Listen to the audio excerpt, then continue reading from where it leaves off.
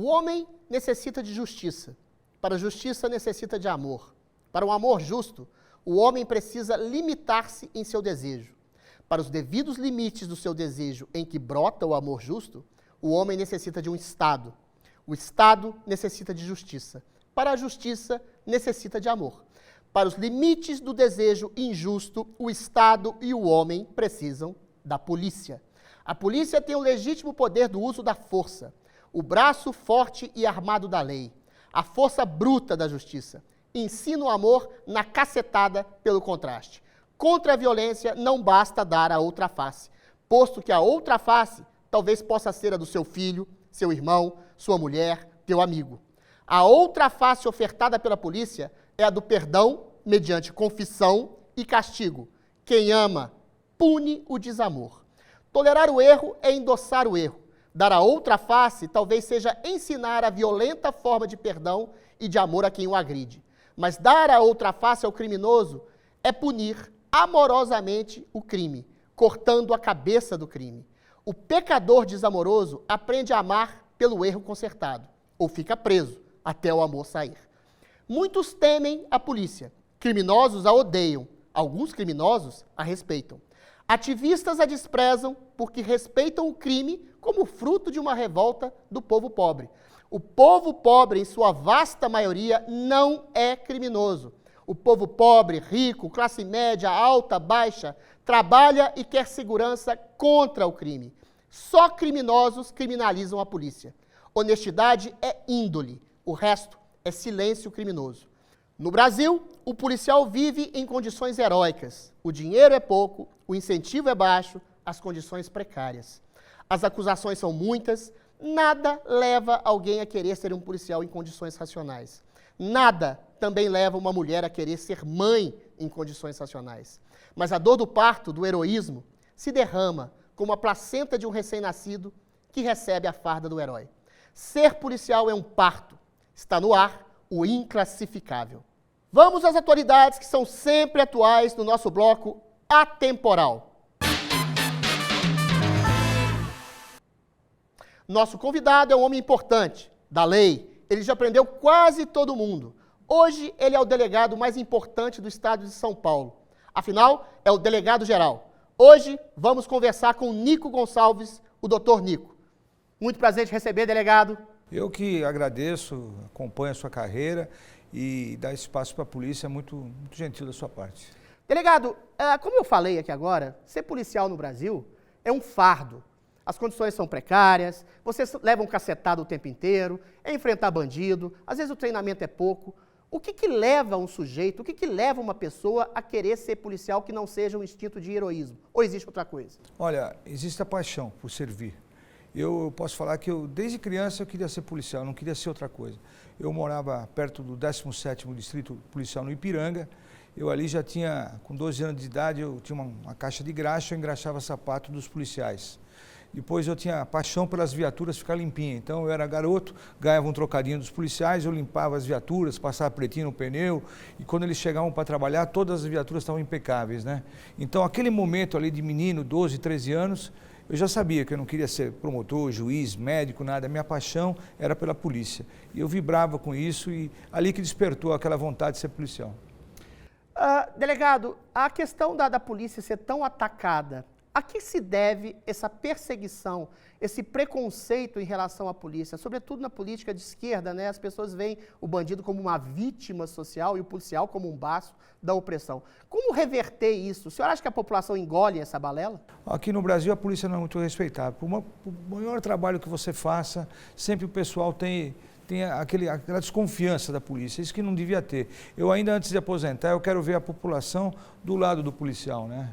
Eu sigo assim um exemplo que eu tive num dos primeiros casos que eu tive. Eu estava indo para casa, morava no Ipiranga, e eu achei um carro suspeito perto de casa, e vamos procurar a placa do dono, tal. Aí levamos o carro furtado. E foi a primeira ação que eu fiz, uma das primeiras. Aí eu liguei para o CEPOL, me dá o telefone da vítima. Aí eu liguei para a vítima vir buscar o carro. E eu fiquei ali ao lado do carro esperando a vítima chegar. Foi verdade, roubaram o carro de novo, então vou ficar aqui, eu já tinha avisado. E quando chegou um casal, eles olharam para o carro e falaram assim, olha, o ladrão que roubou a nossa casa, ele carregou alguns equipamentos, pôs aqui no porta-mala. Cadê os equipamentos? Entendeu? Como se o policial tivesse pego aquele, sabe? Foi a minha primeira decepção. Eu ali aguardando com a vontade, eu recuperei seu carro. E ele falou, não, ele não ficou desconfiado do ladrão que entrou na casa dele, a mão armada, levou lá todos os aparelhos de TV, na época videocassete, aquelas coisas. Ele chegou, quando ele me viu, ele achou que eu tinha que ter dado conta para ele dos objetos. Aí eu falei, poxa gente, eu quis aqui prestar um serviço e a pessoa já chegou desconfiada que o policial pegou o que estava dentro do carro. Infelizmente é assim que eles veem na polícia. Mas a limitação da ação da polícia vem de um princípio da própria justiça, que tem esse instinto progressista de achar que o bandido é vítima social. Como é que o policial, como é que a força policial pode reagir? Como é que a força policial pode mandar uma mensagem clara de que ela está fazendo um serviço correto a respeito da justiça, a favor da justiça? Hoje o delegado de polícia, né, tem algumas limitações, né? Tudo que a gente tem que fazer, a gente tem que visitar o Ministério Público, a Justiça, eu acho que é válido, né? Mas tem coisa que a gente tem que decidir na hora. Por exemplo, na madrugada, a primeira porta que a pessoa encontra é o policial, entendeu? Então tem que ter essa confiança. E a Justiça impõe barreiras, né? Eu vou dizer um caso assim, eu luto para que as medidas protetivas de uma mulher que apanha em casa e vai na delegacia seja decretada pelo próprio delegado de polícia. Porque o que acontece? Chega lá 2 da manhã, uma mulher que apanhou do marido e ela vem fazer o boletim de ocorrência. O delegado vai fazer o boletim e vai mandar ela de volta para casa, ela apanha de novo. Então, se o delegado tiver um poder maior, não, eu não quero roubar a função de ninguém, nem nada disso, entrar na área de ninguém, mas se o delegado, naquele momento, consegue dar uma medida protetiva, tirar a pessoa de casa, olha, fica a 300 metros, não apareça perto dela até a decisão judicial, até que o juiz confirme, eu acho que seria importante. Mas as barreiras atrapalham muito a polícia. Mas isso é previsto por lei? Por exemplo, muito se fala em poder discricionário da polícia. Para o leigo que não sabe o que é poder discricionário, é a polícia agir mediante uma circunstância, uma situação em que a vítima está lá, ou o mesmo policial corre risco de vida, ou, como o senhor disse, a mulher que pode voltar para casa e ser agredida de novo. Ou seja, o policial tem que agir como psicólogo, como estrategista, como analista da situação, e muita gente vai em cima do policial porque ele eventualmente baleou um bandido, ou porque ele não respeitou o direito do sujeito que estava agredindo a mulher. Ou seja, como é que você impõe esse poder discricionário, sendo que a justiça limita tanto hoje em dia a ação do policial? Então, o policial corre a risco a todo momento, né? De tomar um processo porque fez, um processo porque não fez. O policial é aquele trapezista que está atravessando a linha com aquela vara assim, cair para cá tá ruim, cair para lá tá lá, segue em frente, entendeu? É o que a sociedade sempre espera do policial, que ele siga em frente. Mas as barreiras são grandes, né? O policial está sempre na corda bamba, né? Você vai tomar uma atitude, aí se desagradou o judiciário, desagradou a outra parte, então é muito difícil. Ser policial no Brasil não é fácil, tem que ter vontade mesmo. A justiça brasileira tem uma tradição de uma certa leniência em relação ao crime. Eu não vou falar leniência em relação ao crime, vamos falar assim, de tolerância em relação às garantias do sujeito, né? A gente vê a prisão em segunda instância sendo anulada, a gente vê pessoas que entram pela escola do crime na mais adolescência e depois saem. Isso não tem. Como é que o senhor avalia o trabalho da justiça no Brasil? O senhor acha que ele é uma arma em parceria com a polícia? Eu acho que tem deixado a desejar profundamente. E por que dessa leniência em relação à justiça, em relação ao crime? Então, vou dizer um fato concreto que aconteceu essa semana. Nós estamos fazendo um trabalho muito grande sobre aquelas empresas de ônibus. Pegamos uma pessoa que eu tenho um vídeo dele levou para uma pessoa para uma emboscada, aparece ele matando a pessoa, atirando. Essa pessoa, com esse vídeo, eu levei para a justiça pedir uma prisão preventiva, que dá direito para a polícia 30 dias. E na semana inteira, eu, o promotor Lico Garquio, o Fábio Caipira, os delegados, tudo trabalhando no caso, conseguindo uma delegação premiada sobre a influência no transporte público de uma organização criminosa. Eu estou conseguindo fazer isso e estava, assim, a prestes de desencadear uma carreira grande de gente envolvida nisso. Na sexta-feira, depois desse trabalho, com esse vídeo, chegou uma vara de soltura para o preso. Na sexta-feira, às 7 horas da noite. Pôs por terra um trabalho de 8 meses que nós estamos fazendo. por uma brecha na lei, por nada. Fala, não, já aprendeu 15 dias, mas pô, vou lá falar, olha, tem um vídeo aqui matando aqui, está tudo certo, nós estamos conseguindo a delação premiada, vamos começar segunda-feira, vamos implicar todo mundo que só se ouve falar, olha, a organização criminosa tem um pé dentro das companhias de ônibus, então nós estamos atacando isso, mas não encontramos respaldo. Às vezes ali o promotor, o juiz, fala assim, pô, vamos brincar a lei, solta ele, mas é difícil, o policial, como eu falo, para o policial conviver com isso. Toda hora tomar um balde de água fria em cima da gente. Nos anos 80, delegado, a gente viu, né, nos anos 70, particularmente nos anos 70 e 80, a gente viu uma política de combate ao crime muito eficiente, particularmente em Nova York, dos broken windows, né, a tolerância zero. Aquela ideia de que o sujeito que cospe na rua ou quebra uma janela de metrô, ele vai, de alguma forma, vai ser levado a cometer crimes maiores. No Brasil, aconteceu o inverso disso. Esses crimes menores foram praticamente tirados do Código Penal e hoje você paga uma cesta básica, você faz uma atividadezinha de meia hora por dia e você está solto. Por que você acha que nos anos 80 o Brasil seguiu no caminho inverso ao daquele que deu certo em diversas partes do mundo, como de tolerância zero, e se há alguma possibilidade de volta nessa premissa, nessa mentalidade do Código Penal que enxerga o pequeno delito como quase praticamente delito nenhum? Então, é essa volta que eu gostaria, como policial, que você fala. Por exemplo, num crime de furto hoje, a pessoa foi lá e furtou um carro, como aconteceu, eu prendi um ladrão que furtou um carro. Ele não usou de violência contra a vítima, nada, ele se livra na audiência de custódia, vai embora, porque o juiz é obrigado a cumprir a lei, o defensor público cumpre a lei, o promotor, ele volta. Então, quer dizer, uma pessoa que eu prendi no dia seguinte ele volta a furtar de novo, porque ele sabe que não vai ser preso. Então, essa impunidade gera mais o crime, os crimes pequenos, como você falou. Mas para quem teve o seu carro furtado, o celular furtado, ou o que seja o que for, é muito grave, você entendeu? Um passaporte, agora estava com um caso, a pessoa furtou 4 passaportes de uma pessoa que ia embarcar agora numa viagem. Deu uma bobeira, levaram o passaporte. Prenderam o cara, mas não pode ficar preso, porque ele é um furto simples. Ele não usou violência, nada. Quer dizer, mas olha o transtorno que ele deu para essa pessoa. Então, nesses casos assim, vamos dizer, de menor potencial ofensivo, né, a lei é muito branda. É isso que está acontecendo. Delegado, como é que o senhor vê o papel da mídia no controle da violência? Como é que o senhor vê o papel da mídia nas análises das ações policiais pelo país? A gente percebe o tempo inteiro uma notícia criticando a ação policial por um exagero, por um abuso, e a gente não vê exatamente o oposto de maneira tão crônica. O senhor acha que a mídia também, de alguma forma, é infestada e é contaminada por essa leniência em relação ao crime que parte desse progressismo? Então, quando tem um fato negativo, que acontece em todas as corporações, essa notícia fica aparecendo assim, todo dia repetido, e não param de falar, tal. Mas quando é um fato positivo, dá uma notinha pequena. Eu procuro usar a mídia favorável à polícia para tentar transmitir uma sensação maior de segurança. É isso que nós precisamos. O senhor usa a mídia? Como existe uma estratégia para usar a mídia? Sim, eu procuro divulgar todo o serviço que é feito de bom. Então eu venho aqui, eu estou aqui agora com você e vou falar, olha, nós fizemos serviço de bom, hoje fizemos 3 serviços bons. Prendemos aí a quadrilha que assaltou o shopping lá em Campinas, 4 pessoas, que aquele shopping, aquela correria, tá certo? Quando esse assalto aconteceu, saiu em todos os jornais, até fora do país, assalto uma joalheria no shopping em Campinas, aquela corrida toda.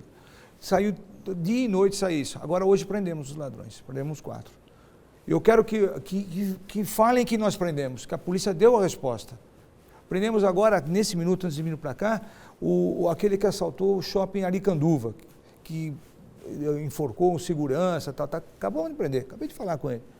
E o que aconteceu?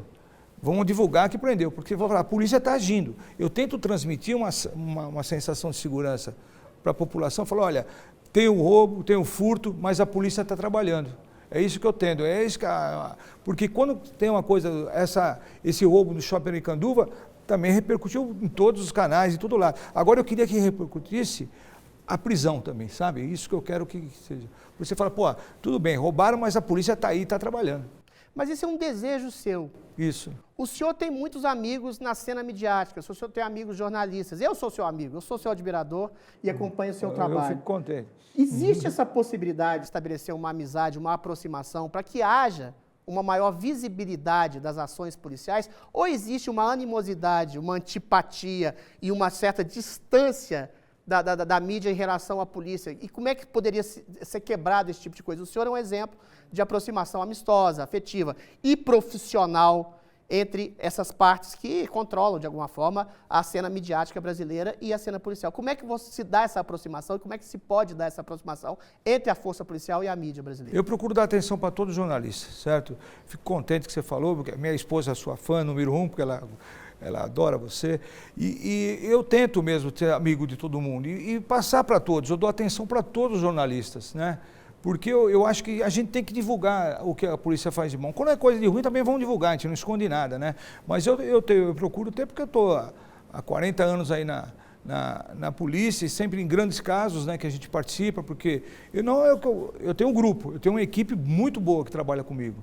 E uma equipe que está sempre prendendo, sempre investigando, sempre acontecendo alguma coisa. Então os jornalistas sabem quem é quem. Vocês não são bobos, não. Falam, pô, esse aqui é aquilo. Então eles sabem quem é. Quem verdadeiramente está trabalhando e gosta do que faz. Eu falo com a polícia, eu falo com prazer de ser policial. Tem gente que não quer aparecer, se esconde, tem medo, tal. Eu falo com aquele prazer do coração de ser policial. Eu nasci para ser isso e vou continuar sendo e gosto disso. Quando não der mais, eu me aposento, mas eu adoro ser policial, adoro passar para vocês, jornalistas, que vem uma relação também com a empresa, com a gente, de amor e ódio. Tem dia que está bem, tem dia que está ruim, é aquela relação que a gente vive o dia inteiro. Mas quando eu chego lá no departamento, hoje na delegacia geral, tem aquele monte de jornalistas na porta, eu cumprimento todos. Hoje mandei fazer uma sala de imprensa, porque não tinha, eles ficavam no relento. Eu fiz uma sala de imprensa agora na minha gestão, eles ficam lá, pus café, água, internet para todos eles, e eles gostam de mim, porque eles sabem que eu sou do bem e atendo todo mundo que chega. O senhor faz uma atividade política, né, de aproximação, de diálogo, de esclarecimento.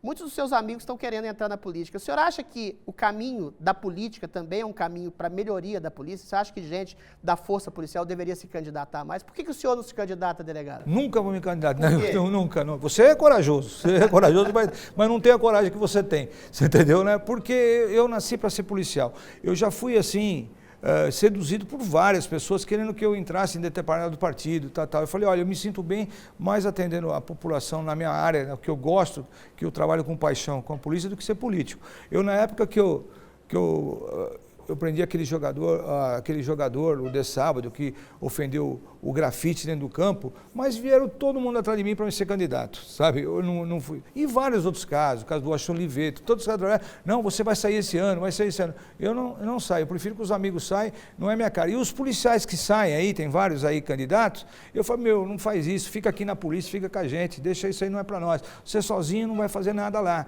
fica com a gente. Tem uns policiais de carreira que são bons, que passaram para a política, né? Mas eu não concordo muito. Não. Mas, delegado, o senhor está dizendo o seguinte, sozinho realmente ninguém faz nada, nenhum policial faz nada. Mas o senhor não acha importante que haja dentro do cenário político brasileiro pessoas que falam, não só pela polícia, mas que são da polícia, que passaram pela polícia, que têm um diálogo com a polícia, para ter uma transparência maior? Porque na cena política você tem cenários de pessoas com religião, pessoas que vêm da mídia, pessoas que vêm, sei lá, da literatura. Por que da polícia não? O senhor é contra misturar essas coisas? Eu acho que falta representatividade, né? A polícia militar tem mais do que a polícia civil, né? Nós temos poucos policiais civis eleitos, né? Mas a polícia militar tem mais. Eu acho que assim, depois que aposentar, alguma coisa entra, né? Mas eu não quero que a pessoa, eu sou contra, assim, você está usando a polícia para se candidatar. Podiam falar isso para mim, de tanto que eu apareço na mídia com tantos casos, né? Falar, você usou a polícia de trampolim. Não é meu caso. Eu usei a polícia, como eu te falei, Adriles, eu uso por paixão, de vontade de servir. O senhor falou que prendeu lá os sequestradores, o sequestrador do Ashton Liveto, né? A gente tem um candidato à presidência da República que recentemente disse que, eventualmente, trabalhou pela soltura desses sequestradores, como se fosse um ato de humanismo. No Brasil, a gente tem muito isso, né? A ação e a cena política percebe todos os bandidos, praticamente, como vítimas sociais, e a gente se esquece de estabelecer aqui os direitos humanos, e, sobretudo, para as pessoas que são vítimas de criminosos. Como é que o senhor acha que a gente pode inverter essa situação que está incrustada na cultura brasileira de sempre valorizar o sujeito que foi ao crime e não valorizar aquela pessoa que é 99,99% da população pobre brasileira, que eventualmente tem as situações e as circunstâncias mais penosas de exclusão social, de pobreza, de desemprego, e não vai para o crime?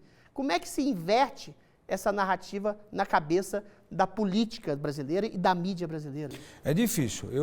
Há pouco tempo atrás, eu prendi o Copertino. Quem é o Copertino?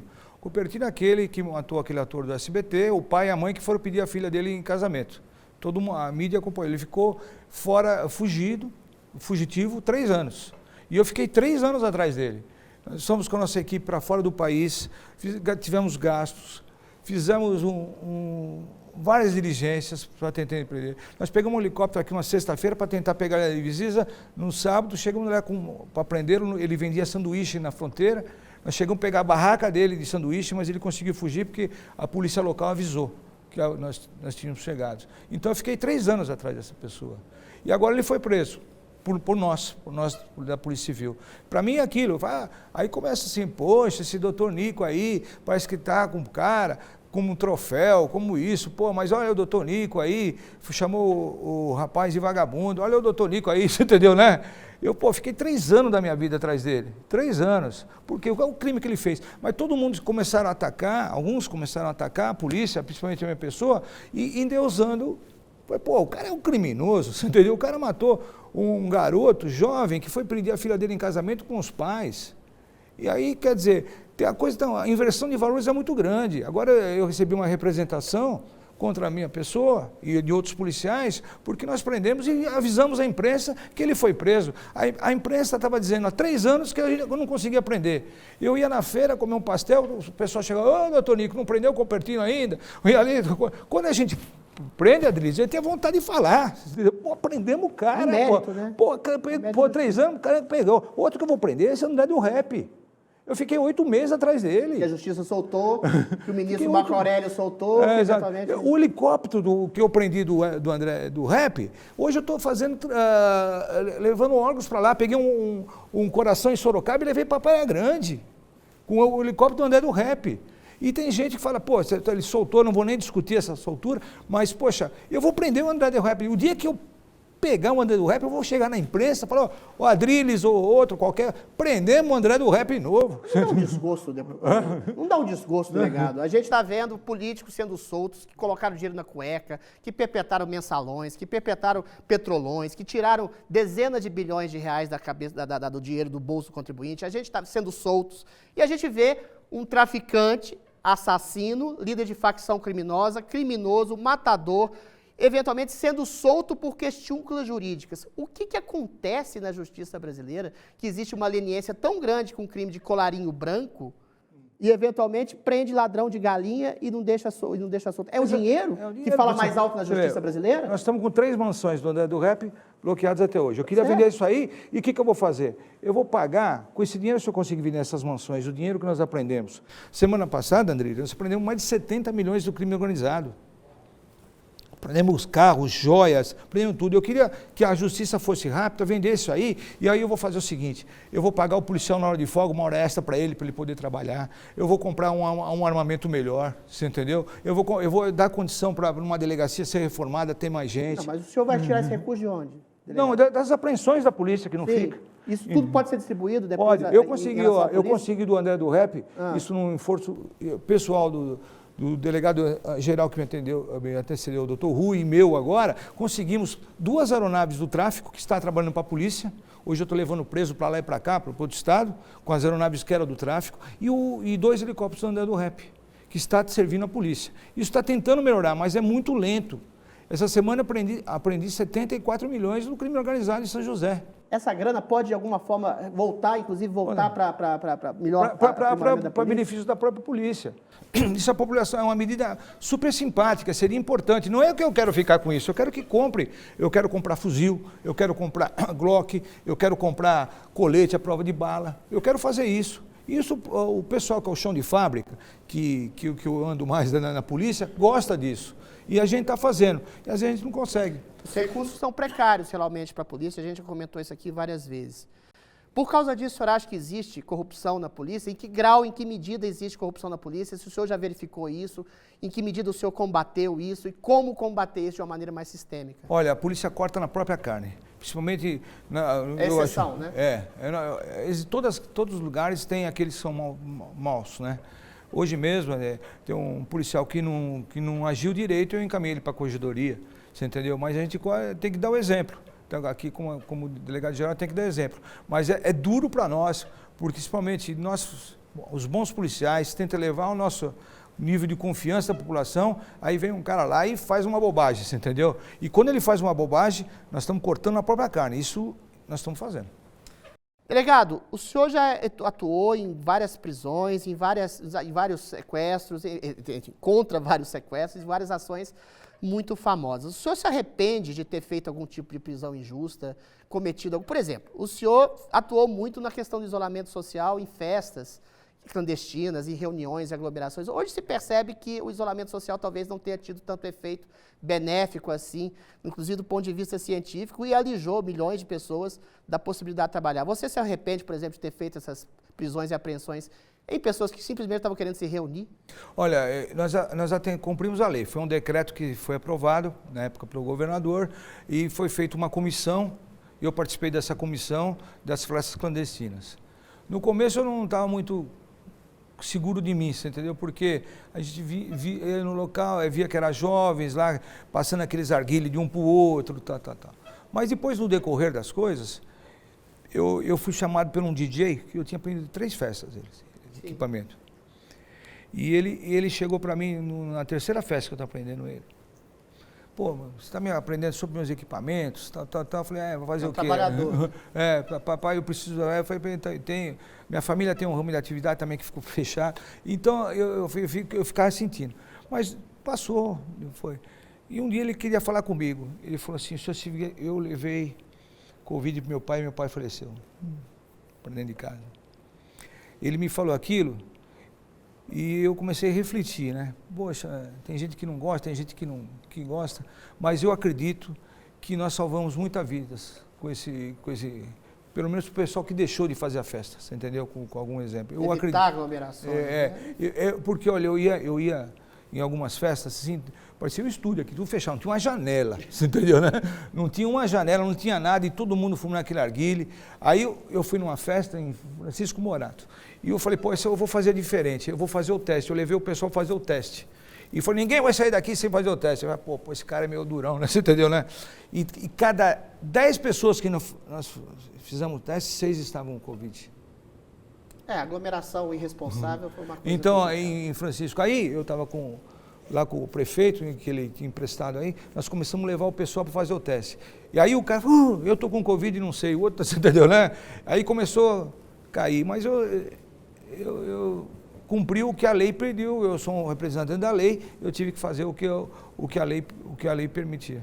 Delegado, por melhor que seja o serviço da polícia, a polícia não tem o dom da ubiquidade de estar em todos os lugares, e às vezes o cidadão é obrigado a se defender. Eu queria saber do senhor o que o senhor acha da questão do armamento da população. A gente já viu atrás, quando havia uma flexibilização muito maior em relação às armas para a população, que os índices de criminalidade eram muito menores. O senhor acha que realmente o bandido teme, ele só respeita aquilo que ele teme, com a população mais armada? Não, assim, quem quiser escolher ter armas, seria uma sociedade melhor. O que o senhor acha dessa flexibilização, desse controle de armamento que a gente tem hoje? Como é que o senhor se vê nessa posição?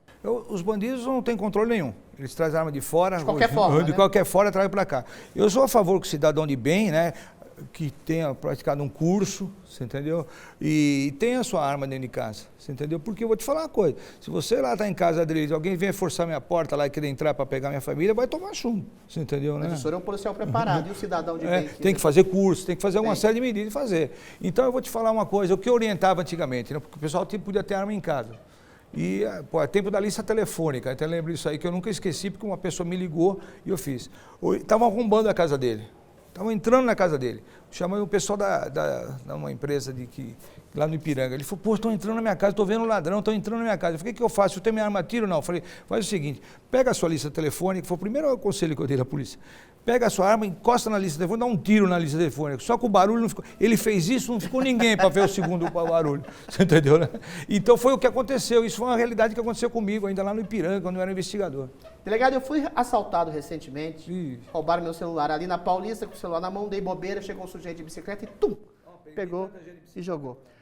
Eventualmente, se eu tivesse armado, eu pensei isso na hora, eu teria dado um tiro nas costas do humilhante. do assaltante. Eu teria sido processado? O senhor acha isso justo? Alguém ser processado porque está defendendo o direito de não ser assaltado?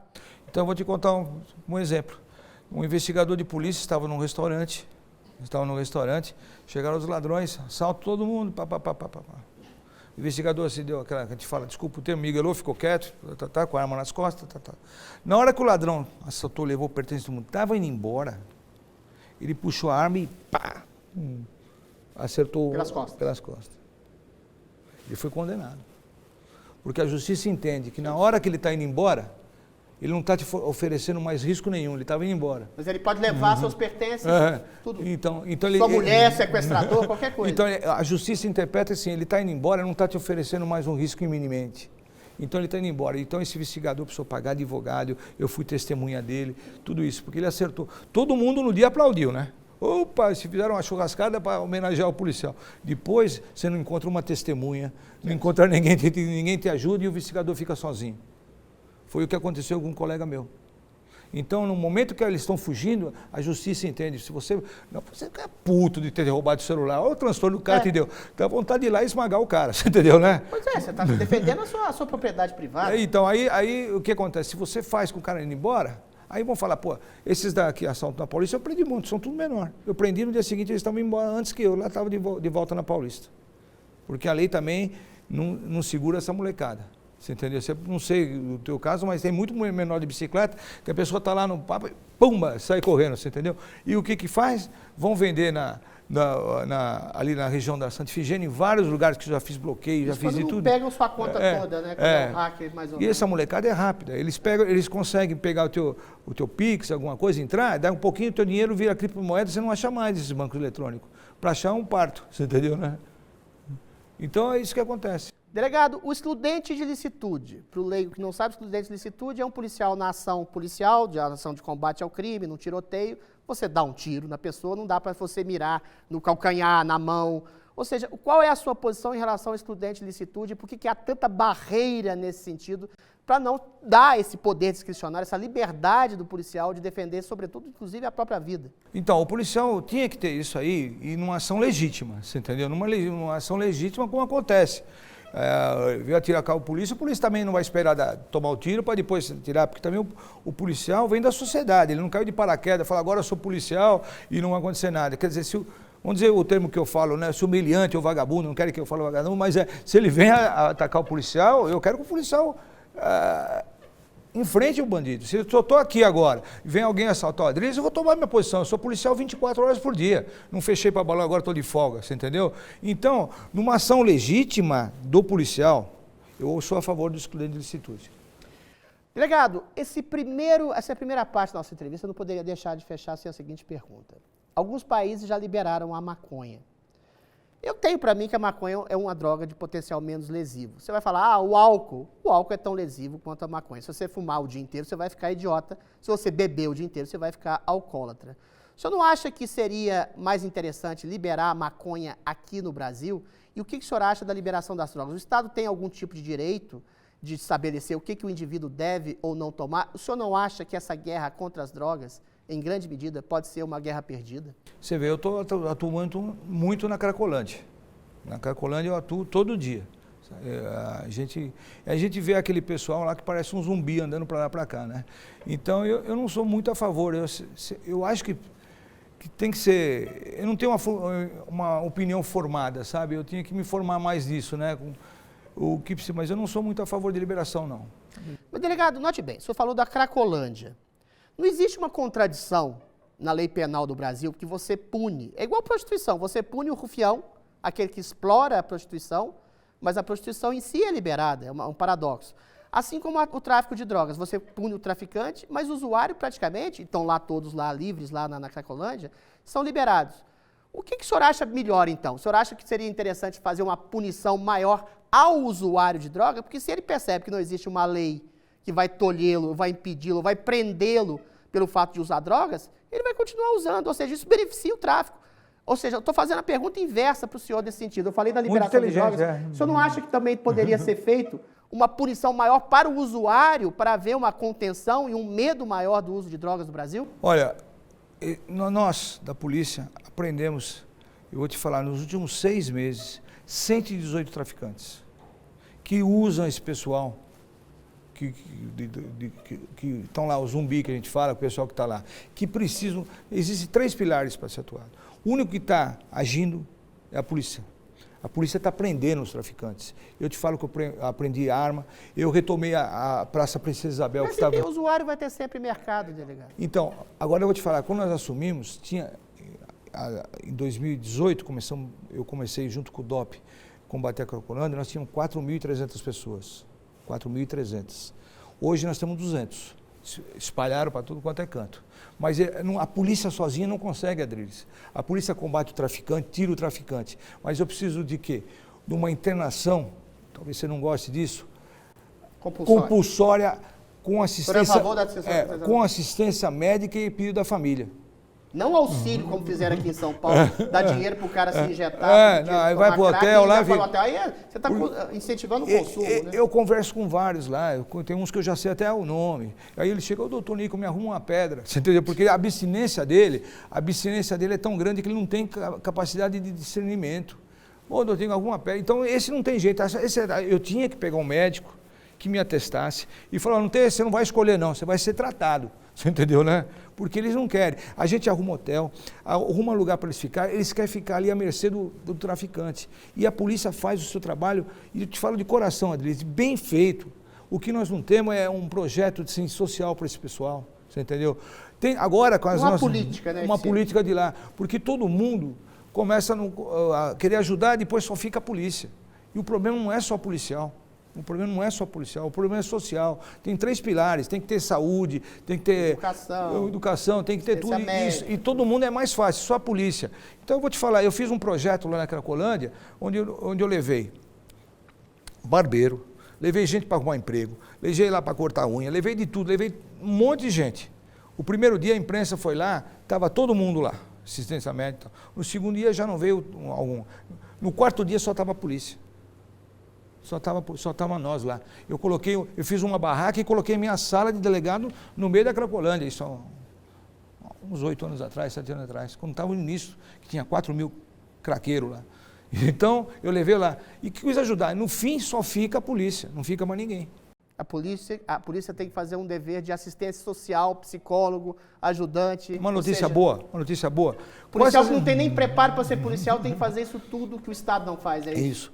Você entende bem, com essas investidas que a gente tomou da Praça Princesa Isabel, onde tinha 1.300 pessoas lá, e começamos a espalhar, começa a criticar, a polícia foi lá, liberou a praça, mas correu um pouquinho para lá, um pouquinho para lá, para lá. Fica mais difícil para o tráfico, porque a gente conseguiu prender mais traficantes, e aumentou o projeto de isenção 30% de gente que se procurou a tentar esse tratamento, porque não conseguia nem ficar lá, porque nós estávamos batendo forte. Mas as críticas em cima de nós são muito grandes, você entendeu? A gente tem que lidar com a crítica todo dia e tem que ser forte. Porque você fala, eu estou tentando ajudar, lá vem o cara e vamos na polícia. É tudo na polícia, tudo em cima de nós. A gente vê, como a gente mostrou no começo do programa, que existe uma percepção do policial, e até correta, como braço forte da lei. Ele tem o legítimo uso da violência. Mas quando o senhor percebe essas cenas de degradação humana na Cracolândia, de miséria social, de exclusão, da pessoa que vai, às vezes, para o crime, ou mesmo para a droga, por causa de uma pobreza, por causa dessa exclusão, por causa dessa até demência, de um problema, isso não sensibiliza, de uma maneira geral, não só o senhor como policial? Você acha que ser policial nesse sentido é uma lição de vida, não torna a pessoa, inclusive o policial, muito mais humano nesse sentido, de qualquer outra pessoa que o critica? Eu agradeço a Deus, assim, quando eu vejo o pessoal, sabe, que tem a família, porque quando eu entro naquela Cracolândia e vejo uma mãe pedir para a gente tirar o filho de lá, que eu já fiz vários, sabe? A família me procura, fala, vai lá, meu filho está lá no meio da Cracolândia, e você vai, o filho não quer sair, está naquela briga familiar com a mãe, e está vivendo aquele submundo, sabe? A gente sofre muito com isso também. Eu tenho que ter uma força muito grande, sabe, para não misturar, né? A gente tem que ter 2 mundos, o mundo que a gente vive aqui, que a gente está aqui com os seus parceiros, e quando você fica um dia vendo a degeneração que o ser humano acontece. Delegado, a gente agora vai para a segunda parte do nosso programa, que é o íntimo e pessoal, em que a gente vai entrar no seu corpo como uma bala, vai entrar na sua alma e na sua intimidade. Íntimo e pessoal com o delegado Nico.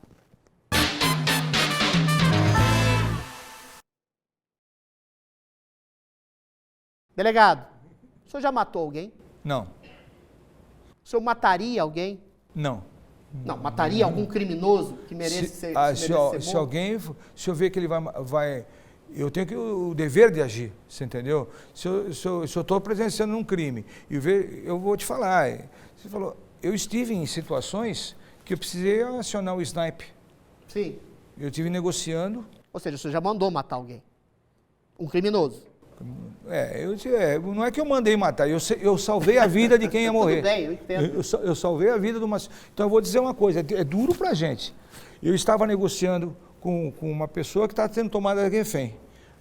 Arma na cabeça, uma senhora, e o ladrão, né? Eu falo, vagabundo, mas estava lá com a arma na cabeça. E o que acontece? Eu estava com o pessoal atrás na retaguarda.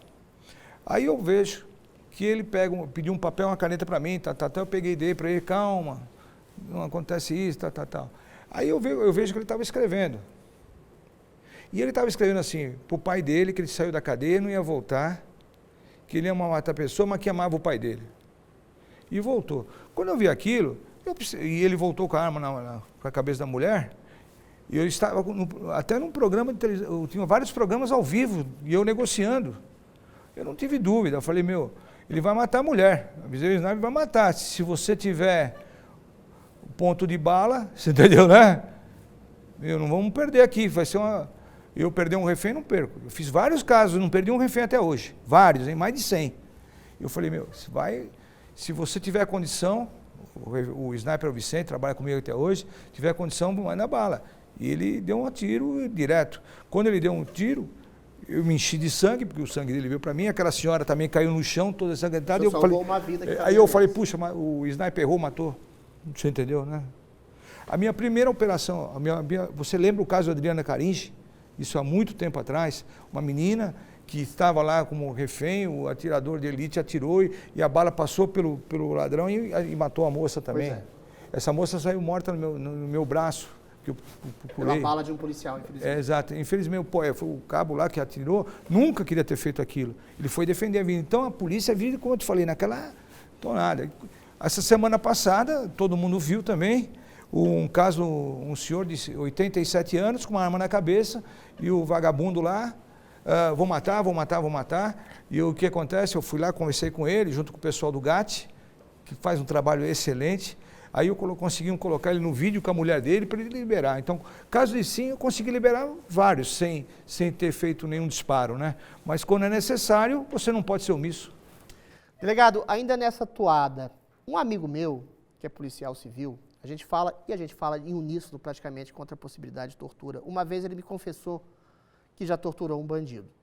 Na seguinte circunstância, o bando dele estava de posse de uma criança de 5 anos, e, eventualmente, eles não tinham informação, e ele falou, Adriles, eu torturei, dei umas bolachas, fiz outras coisas com ele, e ele disse, sob tortura, aonde era o paradeiro dessa criança. Eu fiquei com isso na cabeça durante muito tempo, o policial me falou, até que a mãe dessa criança veio de joelhos chorar e me agradecer profundamente pelo mérito que eu tive. O senhor acha que há condições, o senhor acha que há situações em que a tortura é válida? Não. Nem nesse caso? Não nesse caso. Eu passei por muito disso, muito. Eu fiquei uma noite inteira. Como é que você extrai uma informação preciosa de alguém que não quer dá-la? Tem que ser no cansaço, prometendo que vai tentar ajudar ele quando ele for para a cadeia. Então eu fiquei com uma pessoa uma noite toda. Olha o que aconteceu comigo. Eu fiquei com uma criança também, 8 anos de idade, refém, e sequestro, tentando pegar dinheiro do pai, Eu peguei o tomador de conta do cativeiro. Aí ele fala assim, olha, eu estou tomando conta do cativeiro, eu sei onde está a criança 1 semana sequestrada, mas não vou falar. Você entendeu, né? Olha aí. Como não vai falar? Você entendeu, né? Vai falar. Você entendeu, né? Quero saber onde... Não, porque eu tenho mais medo dos que estão lá tomando conta e do grupo que está sequestrando do que de vocês. Vocês não vão fazer nada comigo, porque vocês têm que agir durante a lei. Mas lá, se eu caguetar eles vão me matar depois. Você entendeu, né? Eles têm mais medo do vagabundo lá do que da polícia que está lá. Aí, Sabe o que ele fez comigo? Ele falou assim, depois de 4 horas da manhã, ele falou, eu vou falar onde está. Você entendeu, né? Foi, pô, é o que nós queremos. Aí o que ele me faz? Me leva numa quebrada, lá na zona da Aricanduva. E eu fui para lá, e me levou tipo Coab, sabe? Me levou num apartamento, falou, é aqui, tá aqui, eles estão aqui. Sem tortura? Tá aqui. Eu falei, pô, é comigo mesmo. Você tá aí, eu não vou bater na porta, né? Você entendeu, né? 6 horas da manhã, vamos lá. E pego a guerrete e tal, e derrubamos a porta, entramos com tudo. Entendeu? Cheguei lá, era um policial militar que morava na casa. Meu Deus. Não tinha cativeiro, não tinha nada, era um parente dele que era policial militar. Meu Deus. E aí? Aí lá vai o doutor Nico, sem mandado, sem mandado de busca, sem nada. E o policial militar, quando viu aqui, ei, vocês vão me matar, você entendeu? Pô, esse cara é meu primo, ele está dizendo que o cativeiro é aqui. Ele falou, não, eu quis trazer ele até aqui para dizer que eu tenho medo de vocês, né? Não, peraí, não era o sequestrador? Nada, era um parente dele. Mas e aí, o que foi feito? Aí eu vou lá para um abuso da autoridade, eu fui tentar ajudar, você entendeu, né? E é tudo isso aí. Adriano, ser policial não é fácil. Aí depois ele teve a compreensão, e ele não contou para nós o cativeiro. Aí, mas e aí? A pessoa foi aí o que acontece? Os outros, ele tinha que fazer a reedição para ficar tomando conta. Os outros souberam que ele entrou em cana, soltaram o menino. Você entendeu, né?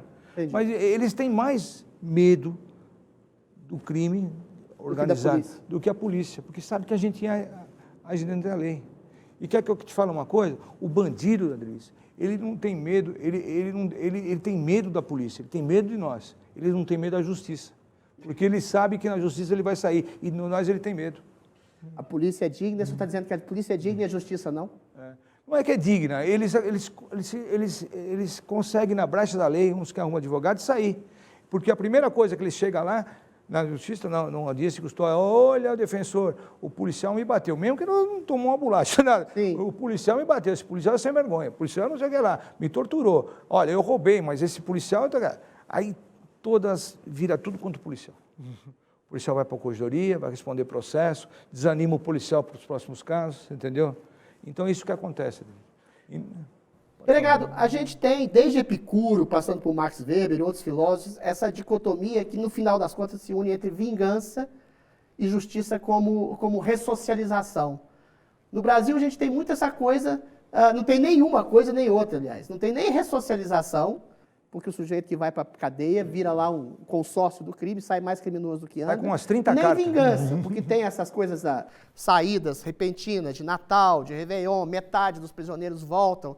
Quando é adolescente, então, nem vai para a cadeia, ou seja, não tem a questão da punição e de você fazer uma reparação às pessoas que eventualmente tiveram seus entes queridos perdidos, ou assassinados, ou mortos, ou sequestrados, ou roubados, ou sofreram qualquer tipo de represália em relação a essa bandidagem. Como é que se resolve isso? Como é que se resolve a questão do sistema carcerário? Como é que se resolve a questão da falta de punição que existe no Brasil? Que solução que o senhor, como policial, daria a esse estado calamitoso de leniência em relação ao crime? Os presídios são muito grandes, né? Tem um presídio com 800 pessoas, outro com 500, você não consegue ressocializar ninguém, é muito difícil. O ladrão, quando sai de lá, sai com um monte de compromisso, né? Ele está na cadeia e fala, você vai sair amanhã, você vai ter que ajudar esse, ajudar aquele, vai ajudar aquele outro, então ele já sai com a dívida com quem ficou. Você entendeu? É difícil. E eu vou te contar, eu falo tudo com um caso prático, né? Não sei se você gosta disso, mas a semana agora de Corpus Christi, deram a saidinha para um monte de gente. Deram para um cidadão que era condenado, que foi preso por nós, condenado por estupro e violência doméstica. Ele saiu de casa e foi para Ribeirão Pires. Encontrou a ex-namorada. A ex-namorada, ela estava grávida de outro rapaz. E o que ele fez? Ele matou a mulher, colocou dentro de uma mala. Colocou dentro de uma mala, todo mundo viu, uma menina de 19 anos grávida, ele matou dentro de uma mala, fez o crime da mala, perfeito crime da mala, que foi do passado, colocou dentro de uma mala e deixou no mato e foi embora. Nós achamos a mala com o corpo e tal. Eu comecei a investigar. Aí cadê mas conseguiu numa câmera que ele tinha passado, conseguiu, pô, o cara esse aqui é cadeiro. Ele voltou para o presídio de Sorocaba, e nós fomos para Sorocaba.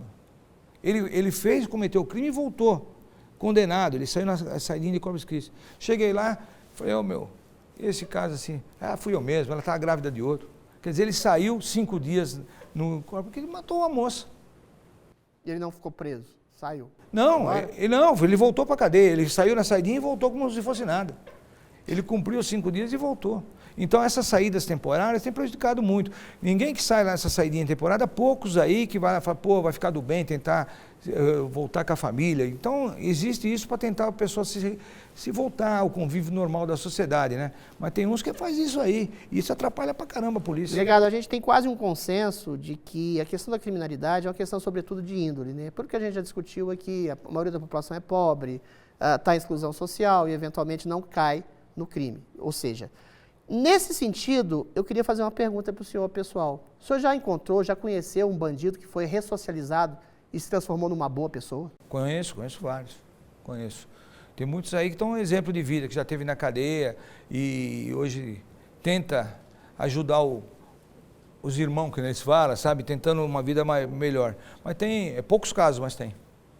Isso faz valer a pena a atividade policial? Vale. O senhor ajudou de alguma forma essas pessoas a se ressocializarem? Olha, eu arrumei emprego. O senhor já ficou amigo, já ficou próximo de um ex-bandido, delegado? Ex-bandido, assim, próximo não, mas eu sei, arrumei emprego para alguns. Sim. Arrumei emprego. E a pessoa consegue separar com a vida normal, voltar. Eu conheço vários. Vários que veio lá e falaram, pô, doutor, me arruma um emprego, não estou conseguindo porque eu sou cadeieiro. Você entendeu, né? Eu falei, então você vai num compromisso de moral comigo. Eu vou te indicar um amigo que você vai trabalhar aí numa loja de material de construção. Mas você vai. Hoje é o melhor funcionário da loja. Ótimo. Delegado, o senhor é uma pessoa muito midiática. O senhor é um policial. Tem muita visibilidade. O senhor não tem medo de morrer? De alguém da sua família ser perseguida por causa dessa visibilidade midiática que o senhor tem? O problema é o seguinte, o ladrão, né, vamos dizer que é o ladrão, ele sabe que ele está do lado dele e eu estou do meu lado. Você entendeu, né? Ele sabe que a cara dele é roubar e a cara dele é prender. Você entendeu, né? Eu não tenho medo, porque se eu tivesse medo, eu não tinha entrado na polícia. Você entendeu? Então Mas o senhor não teme pelas pessoas próximas ao senhor? Não, hoje existe até um pacto. A bronca que eles têm é comigo. Você entendeu, né? E eu também respeito muito a família dos ladrões. Você entendeu? E eles sabem disso. Eu levei todo o pessoal do PCC, que está aí, vou dizer quem, Marcola, Andinho, Nego Manga, tem tantos outros aí que eu levei para fora, para o presídio de segurança máxima e convivi com esse pessoal, sabe, quando eu estava no DEIC. E eles sabem. E eles sabem que eu sou um policial honesto e que estou do meu lado, você entendeu? E quando chegava, por exemplo, vou dizer o Nego Manga, é um cara que tinha 19 homicídios, você entendeu, né? Um ladrão terrível. O filho dele chegou próximo dele lá no DEIC e ele queria ele queria ver o filho. E ele estava algemado com o pé, com a mão, né? E com a roupa de presidiário. Ele falou assim, doutor Nico, eu queria ver meu filho, ele está aí fora, né? O senhor me deixa essa oportunidade? Eu falei, tudo bem, tira a algema, tira tudo dele, está aqui um casaco, você nem que isso aqui, e mandei o garoto ir até ele, para ele não ver o pai com aquela algema. Eu fico até emocionado. Mas repercutiu na cadeia, você entendeu? Repercutiu na cadeia. Falei, pô, esse doutor Nico é decente. Você entendeu, né? Entre o crime existe uma ética de respeito. Exato. Esse doutor Nico é decente. Ele fala isso para... Hoje mataram ele na cadeia. Mas ele falou assim, esse doutor Nico... E ele ficou com isso, sentando na cabeça. E eu sei, porque eu converso com um preso. E eles falam, pô, o doutor Nico é decente. Quando tinha, na época das rebeliões, ou refém, ainda tem hoje, alguém que toma alguém como refém e fala assim, e vai negociar, trazer a família, muitos assaltantes falam, chama o doutor Nico aqui para negociar, porque ele cumpre o que faz. Ainda tem. Uma quadrilha estava no interior de um banco há pouco tempo, 5 pessoas, todos cercados, eles entregam o refém? Não, quiseram minha presença lá. Eles quiseram que eu fosse, porque sabe que eu não vou esculachar, você entendeu, o vagabundo, não vou esculachar. Que ele você não faz com eles o que eles fariam com qualquer outro tipo. Então eles sabem disso, eu não vou esculachar. Então eles querem e sabem que eu vou cumprir. Você vai para a cadeia, mas você não vai ser esculachado, não vai ser nada, não vai ser exposto, nada disso. Então eles sabem disso. Delegado, onde tem mais ética? No crime ou na política? Ou é tudo mais ou menos parecido? Eu acho que, sei lá, viu? Vou falar isso, uma pergunta. Você me pega cada pergunta, você entendeu, né? Perguntas, delegado. São perguntas inteligentes.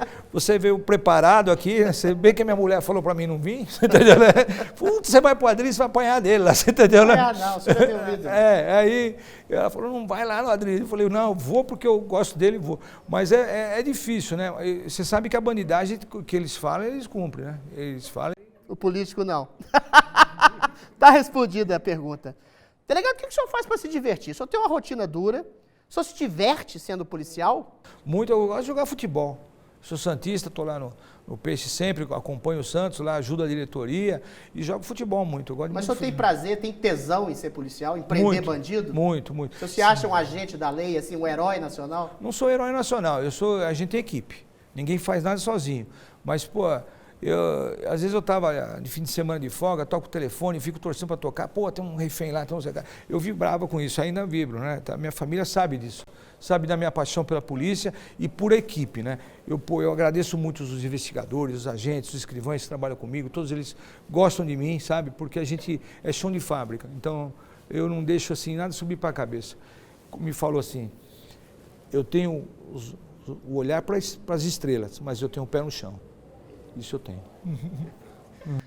Delegado, qual é a pessoa criminoso que mais lhe deu prazer prender e quem é o criminoso que o senhor gostaria, quem é o maior criminoso hoje do Brasil que o senhor gostaria de ver atrás das grades? Falei o André do Rap, que eu quero pregar por uma questão social, todo mundo quer prender, eu também, ele não está no Brasil, a gente já fez diligência até fora, eu gostaria de, antes de encerrar minha carreira, prender esse André do Rap e voltar aqui. E são famosos, bandidos famosos foram muitos, foi o Andinho, né, aquele que chamou, ele fazia vários sequestros, né, e uma família de ciganos até não quis pagar, ele pegou, levou a mulher até a porta da casa e falou assim, olha, vocês não vão pagar, tá aqui, bum, matou a mulher, na frente de todo mundo, esse deu prazer pegar. Tem vários, o chamado bingolau, que cortava a orelha da pessoa e os dedos da pessoa para pedir resgate, foi isso que eu aprendi. Tem tantos aí, o caso do Washington Oliveto que eu ajudei a participar também, consegui muito aí com o Wagner Jutz, saudoso Wagner Jutz, e com toda a turma, aprender uma quadrilha difícil, porque eles são motivados politicamente, eles não são pelo prazer de roubar, eles são motivados politicamente, que era o Noronha Bueno, que ele tinha tentado matar o Pinochet 2 vezes, ele fugiu de um presídio no Chile, de um saquinho, dentro do saquinho, era assim, e quando eu entrei onde estava o Noronha Bueno, ele tinha lá a contabilidade, comprei 10 pãozinhos, 2 quilos de mortadela, ele tinha tudo isso, então ele é motivado politicamente, que é mais difícil prender. Quando o cara está por dinheiro, porque do Washington tinha oferecido dinheiro, ele não chegava na importância, ele vinha de um sequestro na Argentina, onde ele tinha recebido 6 milhões de dólares para as Farc. Então esse pessoal que é motivado politicamente é difícil você prender, porque então vários me deram o prazer de prender, e a coisa que não tem, André, maior satisfação para mim pessoalmente, quando eu consigo entrar num cativeiro e resgatar uma vítima. Não tem, é a mesma coisa que você marcar um gol no final pro teu país no final da Copa do Mundo, é a mesma coisa.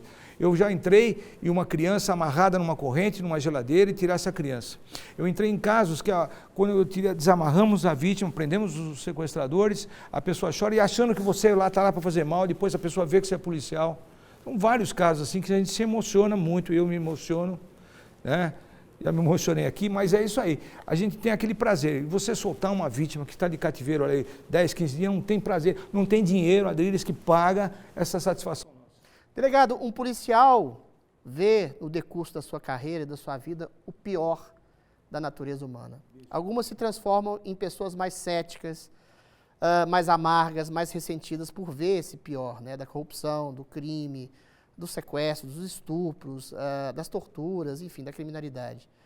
Como é que um policial pode se transformar numa pessoa melhor vendo o pior da natureza humana? O senhor hoje é uma pessoa melhor? Muito melhor. Muito, eu sou muito emotivo, sabe? Eu vou resumir, eu sou uma pessoa que eu ando com uma vela acesa e quando vejo alguém com uma vela apagada, eu vou lá acender. Você entendeu, né? Eu tenho isso, eu tenho prazer em ajudar as pessoas que me procuram. E eu fui agora como delegado-geral, nunca esperava ser delegado-geral, nunca falar assim, você vai ser, não, eu sempre queria, mas eu quero ajudar, sabe? Então eu me tornei uma pessoa melhor e procuro acertar, você entendeu? Porque a gente é exemplo, entendeu? Tem minha família, eu procuro acertar. E às vezes a gente erra, mas a minha intenção é acertar.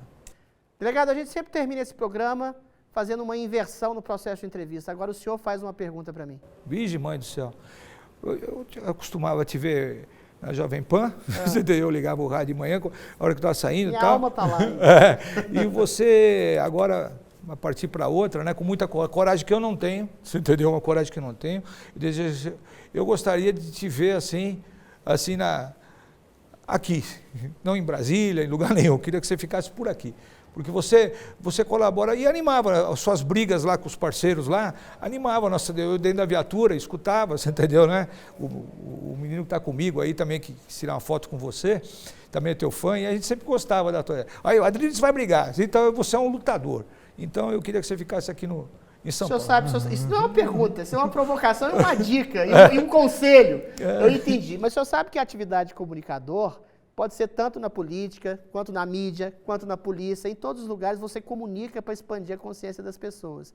Eu acho que você comunicar, para além da comunicação, para além da voz, você fazer algo em prol do seu semelhante, que é o que o senhor faz na sua atividade policial, e eu congratulo o senhor que o seu trabalho é brilhante, extraordinário contra o crime, e o senhor também é um comunicador que reverbera verbalmente o que o senhor faz em prol da sociedade, e reverbera verbalmente e reverbera na ação.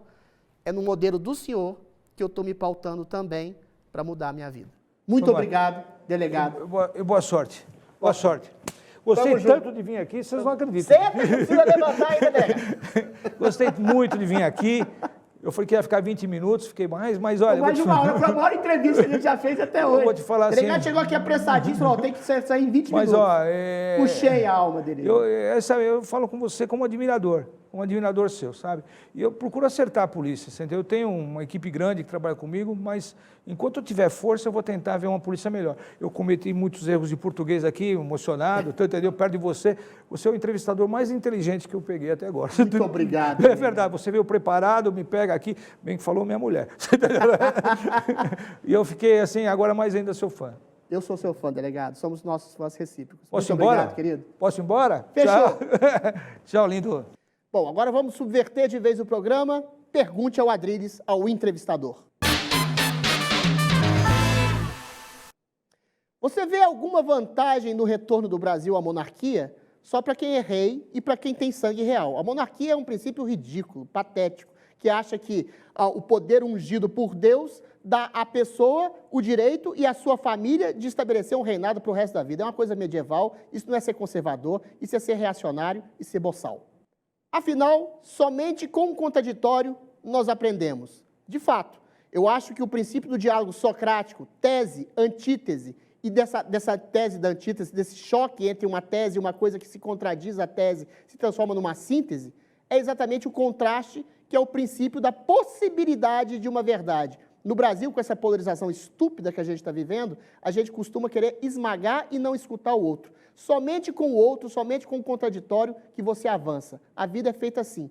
Pelo reflexo inverso das suas opiniões, você chega a uma possibilidade remota de uma verdade absoluta. Por qual motivo, razão ou circunstância a imprensa, no geral, dá voz aos tolos? Mais precisamente, a um descondenado. Veja bem, não é a imprensa que dá voz somente aos tolos. Os tolos, quando são espertos, eles se fazem ser ouvidos pela maioria da população, porque a imbecilidade, ela encontra ressonância, ela encontra eco. E a imbecilidade, quando adornada com um discurso fácil, que dá soluções fáceis para problemas complexos, soa como mel ao ouvido dos tolos. E como os tolos e os idiotas são maioria na humanidade, o discurso tolo tem ampla ressonância, quer seja na mídia, que é composta por uma maioria de tolos, na política, uma maioria de tolos espertos, ou em qualquer outro meio. A tolice, em geral, ganha. A inteligência é que é o contraponto. Em linhas gerais, você considera a coragem de dizer o que pensa na lata algo mais importante do que um esforço para ponderar a sua opinião e evitar tumultuar o diálogo? Com certeza. A sinceridade é uma suposta virtude que escamoteia seu vício.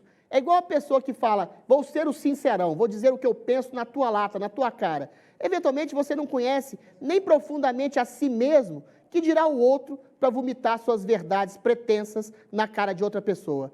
A humildade é o princípio de você estudar a vida do outro, estudar a sua própria vida, estudar as condições e circunstâncias que nasceram os desejos e as opiniões dos outros, para depois você ponderar e dizer a sua opinião na cara do outro. Adriles Jorge, o poder corrompe? Olha, poder é poder fazer algo, como o próprio nome diz, em nome do seu semelhante. Um pedreiro faz uma casa para alguém. Um poeta faz um poema para alguém. O poder fazer algo para alguém só corrompe aquele que já tem a corrupção dentro da sua alma. O poder não corrompe as pessoas, o poder revela as pessoas. O Inclassificável dessa semana terminou. Não se esqueça de mandar suas perguntas para o nosso programa. Algumas serão selecionadas e respondidas aqui e agora. E me siga nas redes sociais. Adriles Jorge com 2 L's no Facebook e no Instagram e Adriles R. Jorge do Twitter. Te vejo na próxima semana e para todo sempre, se Deus quiser. Amém. Até sempre, até lá e até breve. Tchau, tchau.